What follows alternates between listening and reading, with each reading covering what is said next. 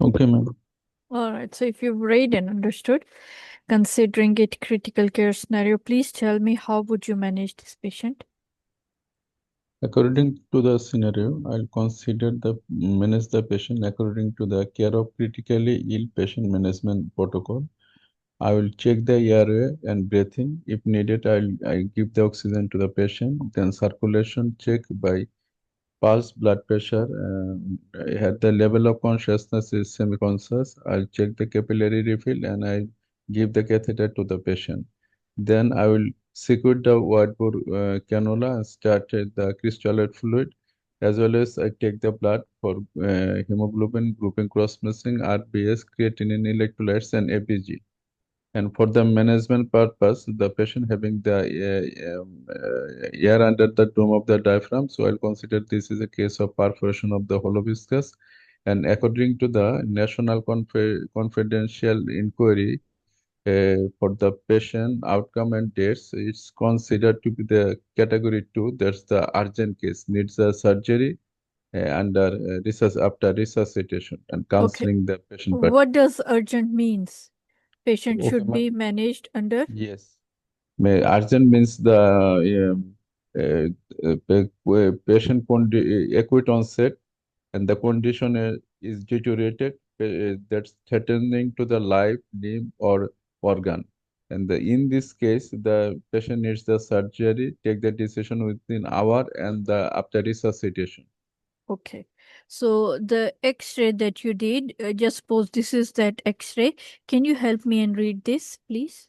Yes, ma'am. This is the X-ray chest PA view showing the gas under the crescentic shaped gas shed under the right dome of the diaphragm, and Yes. the right hemidiaphragm is high up, and the gas under the left dome of the diaphragm. Both lungs field is clear, trachea is centrally placed, heart shape is normal, bony case is normal. Okay. One thing, once managing this patient, have a look. Patient was semi-conscious. Yes, So, ma'am. as a surgeon, what are the challenges that you face in accident and emergency with these type of patients, like patients in this condition, who needs to be operated urgently, but Yes, yes. they are in semi-conscious condition? So, what are the challenges that you face as a surgeon? In this case, I have patient is in shock. I will manage the shock status No, of the before patient. that, patient cannot Okay. even give you consent. This Yes, is what I. yes, I got, ma'am. Here, I'll for urgent management purpose, I'll take the two consent from the two consultant. Okay, just to save the life of the Life. patient. Yes, ma'am. That was the challenge. Okay, why do you think patient might have has? Oh, okay, what are the differential diagnoses that you'll consider for this condition? Yes, this may be a case of perforation of the duodenum or the stomach perforation, gastric perforation. That might have result because of. Yes, What might patient be the cause? osteoarthritis, he takes the NSAID uh, Non-steroidal and yes, anti-inflammatory non-steroid drugs. Yes. anti-inflammatory drugs. Patient may takes the steroid. Patient Okay. having the H. pylori infection, Okay. chronic duodenal ulcer, or malignancy. Can you tell me what is the pathogenesis behind the effect of non-steroidal anti-inflammatory drugs, which affects and causes peptic ulceration? Yes, ma'am. First of all, the topical irritant effects of the non-steroidal anti-inflammatory drugs in the mucosal epithelial lining.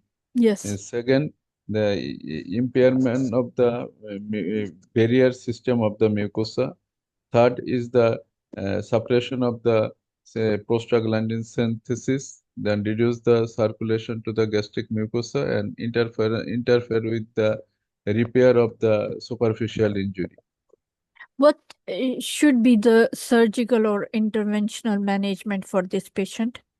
Yes, ma'am. After counseling and consent, under general anesthesia, we'll perform the laparotomy, and after laparotomy we'll suck out the content within the peritoneal cavity, and then I'll search for the perforation sites. If it is in the stomach, I'll take the biopsy, or in case of duodenum, then I'll go to repair of the perforation by omental paste, then throw peritoneal toileting, put in a drain, and I'll keep the patient in HD unit and regular follow-up and investigation. When the Balson is good and the electrolytes are normal, then I'll give the oral feeding. Okay. How should this patient be managed post-operatively? Yes, ma'am. Operatively, I'll consider the ACE2 blocker, that is proton pump inhibitor for long time, as well as the ACE pylori medication. Antibiotics Yes, against antibiotics. H. pylori. Okay. What is the mechanism of action of protein pump inhibitors? Yes, ma'am. Protein pump inhibitor irreversibly bind with the hydrogen potassium ATPase and ATPase enzyme in the parietal cell of the stomach that block the secretion of hydrogen that binds in with the chlorides in the gastric lumen and form the hydrochloric acid. Okay. Would you be able to tell me the phases of gastric secretion?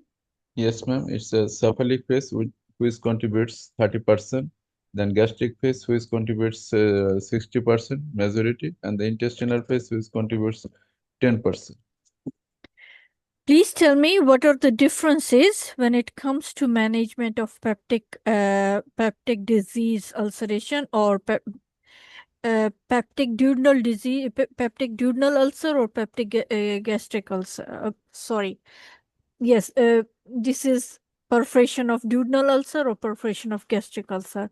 How would you manage it? What are the differences? Okay, ma'am.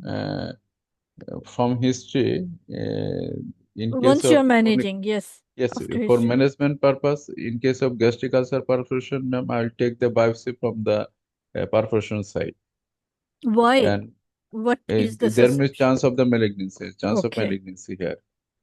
And this And that's all. malignancy might have caused perforation. This is the Yes, ma'am. most important difference. Yes, ma'am. Whereas for duodenum, perforation of duodenal ulcer, It's maybe due to the that is units of the because of the biopsy. non-steroidal anti-inflammatory. Non-steroidal, yes, ma'am. Non-steroidal Yes, all anti-inflammatory drugs. right, okay. So one more question. How these okay, these medications, they act on the hydrochloric acid. Okay, ma'am. Proton It's pump active. inhibitors, how do they Yes, act on, yes, yes. hydrochloric acid? It's activates the pepsinogen to pepsin, and that helps in the uh, proteolysis. Yes, It has the antimicrobial effect, yes. and from small bowel mucosa, it secretes the cholecystokinin and secretin, and it also helps in the absorption of calcium and iron from the small bowel. Okay, right. All right. Yes. Thank you. Thank you, ma'am.